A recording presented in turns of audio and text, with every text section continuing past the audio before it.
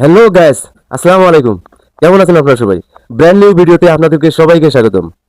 তো কথা বলবো কিং খানের আপকামিং প্রজেক্ট সোলজার এবং আপকামিং নতুন কি প্রজেক্টে হাত দিবেন সে নিয়ে কিছু প্রেডিকশন ধারণা করব। আর রায়হান রাফি তার সিনেমা আন্ধার যেটা রিলিজ দিতে যাচ্ছে ডিসেম্বরে, এই সিনেমা নিয়ে কিছু কথা বলবো।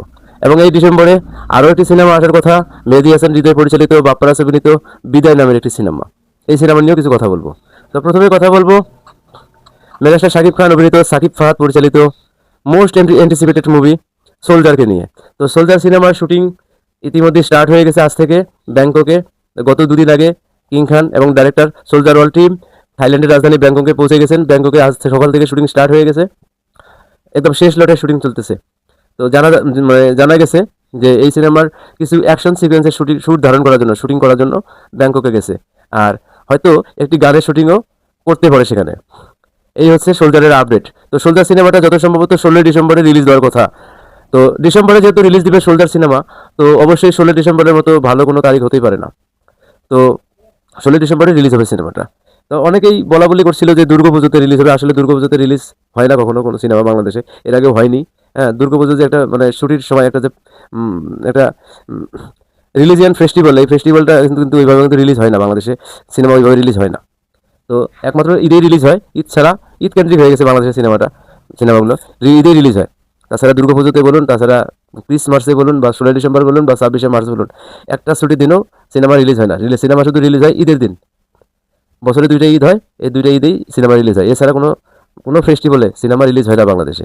তো এই সিনেমাটা নন ফেস্টিভ্যালে আসার কথা। এই জন্য আমরা সকলে জানি যদি ডিসেম্বরে রিলিজ দেয়, এবং 16 ডিসেম্বর হলো একটা বড় ফেস্টিভ্যাল, বাংলাদেশের বিজয় দিবস। তো এমনিও দেশের ছবি সোলজার, দেশকেন্দ্রিক ছবি। আর 16 ডিসেম্বরটা হলো দেশের একটা বিজয় দিবস। সেই দিনটাই একদম ভালো হবে, ঠিকঠাক হবে, ঠিকঠাক হবে বলে আমি মনে করি 16 ডিসেম্বর। তো এই সিনেমাটা নিয়ে আমি অনেক আশাবাদী, দেখা যাক কেমন হয়। তো এখন কথা বলবো মেগাস্টার শাকিব খানের ফিউচারে কোন মুভি করতে যাচ্ছেন। মেহেদী হাসান হৃদয়ের সাথে, নাকি রায়হান রাফির সাথে, নাকি হিমেল আশরাফের সাথে, নাকি অনন্য মামুনের সাথে। অনন্য মামুন তো সেই শেরের গর্জন দিয়েছিল 2 বছর আগে, চুপ করে আসছিল। আবার গত ঈদে, রোজার ঈদে একটা হুঙ্কার দিয়েছিলেন যে শের বানাবেন তিনি। আবার মাঝে মাঝে ওনার যে কর্ণধার, উনি যার সাথে জয়েন্ট ভেঞ্চারে সিনেমা বানান, এসকে মুভিজ থেকেও মাঝে মাঝে হিংস দেওয়া হয় যে কিং খানকে নতুন করে আর কার সাথে দেখতে চান। তো বাদ দিলাম সেটা, হিমেল আশরাফের কথা আসি। হিমেল আশরাফের গল্প রেডি, সব কিছু রেডি। তো যত সম্ভবত হিমেল আশরাফের সিনেমাটার কাজই আগে ধরার কথা, কেননা অনেক বছর ব্রেক নিয়েছেন, টানা 3টা বছর ব্রেক নিয়েছেন হিমেল আশরাফ। এখন উনি ব্যাক করতেছেন কিং খানকে নিয়ে। তো হিমেল আশরাফ এমন একটা ডাইরেক্টর যে প্রথম সিনেমায় বাইরের নায়িকা নিয়ে কাজ করেছে প্রিয়তমাতে, সেকেন্ড সিনেমাও বাইরের দেশের নায়িকাকে নিয়ে কাজ করেছে। তো সাকিব ইয়ানদের একটা চাহিদা আছে, পাকিস্তানি নায়িকাকে নিয়ে সাকিব খানের সাথে কাস্ট করা হবে। এবং হানিয়ার আমির নামে যে একটা নাম অনেক সময় বাস উঠছিল, সেই বাসটা নিভে গেছে, আবার জ্বলে ওঠার সম্ভাবনা আছে, কেননা হিমেল আশরাফ যত সম্ভবত হানিয়া আমিরকে কাস্ট করতে পারেন তার থার্ড সিনেমায়, এরকম একটা আশা করা যাচ্ছে। আর এই পর্যন্তই। আর হিমেল আশরাফের বার্তা, কারণ হিমেল আশরাফ বেশি কিছু জানায় না সোশ্যাল মিডিয়াতে এসে, যখন জানায় তখন বম ফাটিয়ে দেয়। তো এখন কথা বলবো মেহেদী হাসান হৃদয়ের তো গল্প রেডি, সব কিছু রেডি। উনি সোশ্যাল মিডিয়াতে এসে একদম ব্লাস্ট করে দিয়েছেন, ওনার সব কিছু ready. Real energy production house, যে ওনার প্রোডাকশন হাউসের ব্যানার, এই প্রোডাকশন হাউসের যে কর্ণধার শেহরিন আক্তার সুমি, উনিও জানিয়ে দিয়েছেন যে আমাদের গল্প রেডি, স্ক্রিপ্ট সব রেডি, সব কিছু রেডি। লোকেশন যতটুকু যে যে জায়গায় শ্যুট হবে সবগুলো রেডি করা শেষ হয়ে গেছে। জাস্ট শুধু কিং খান হ্যাঁ বলেই শুটিং স্টার্ট হয়ে যাবে। এবং এই সিনেমার আমি শুনেছি সাইনিং পর্যন্ত করে ফেলে দিয়েছেন। তো সাইনিং যে করেছেন মেহেদী হাসান হৃদয়ের সাথে, তো এটা উনি চ্যানেলের একটা ইন্টারভিউতে, যেদিন চ্যানেলের একটা ইভেন্টে আসছিল, যেদিন পূর্ণিমা আসছিল, শাকিব খান, সেদিনই এই জিনিসটা পরিষ্কার করে জানিয়ে দিয়েছেন যে উনি এবার হয়তো মেহেদী হাসান হৃদয়ের সাথে কাজ করতে যাচ্ছেন, যেহেতু ওই গল্পটা ওনার ভালো লাগছে।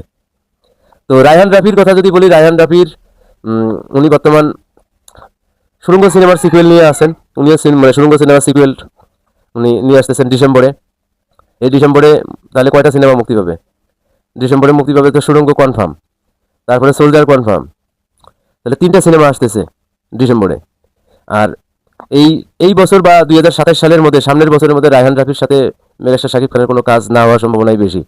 কেননা যদি মেহেদী হাসান হৃদয়ের সাথে যদি শাকিব খান ছবি করে, তাহলে সামনের রোজার ঈদ তা কুরবানি ঈদে হিমেল আশরাফের সাথে করবে, তাহলে তো আর 2027 সালটাই কেটে গেল, তাহলে তো আর হলো না ভাই।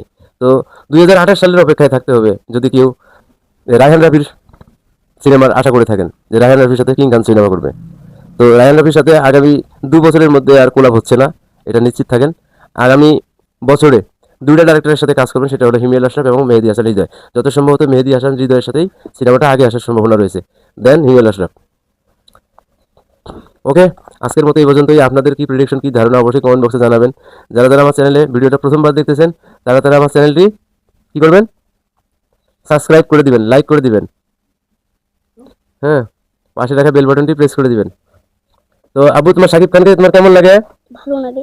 শাকিব খানের গান দেখো? জি। ভালো লাগে। শাকিব খানের গান গাইতে পারো? পারো না তো। তোমার নাম কি? সম্রাট। মাইক কাছে নাও। তোমার নাম কি? জুবাইর ইসলাম সম্রাট। বলো, আমার জন্য সবাই দোয়া করবেন। বলো বলো বলো বলো, আমার জন্য সবাই দোয়া করবেন। হ্যালো, আমার ছোট ছেলে জুবাইর রহমান সম্রাট, তার জন্য দোয়া করবেন। সে মাদ্রাসার একটা ছাত্র, মাদ্রাসার প্লেতে পড়তেছে, 1-এ পড়তেছে, তার জন্য দোয়া করবেন। আর আমার চ্যানেলটার জন্য দোয়া করবেন, যাতে তাড়াতাড়ি আমার চ্যানেলটা গ্রো হতে পারে। এই ঝাপসা ক্যামেরা থেকে বের হয়ে একটা ফ্রেশ ক্যামেরা নিয়ে আসতে পারি।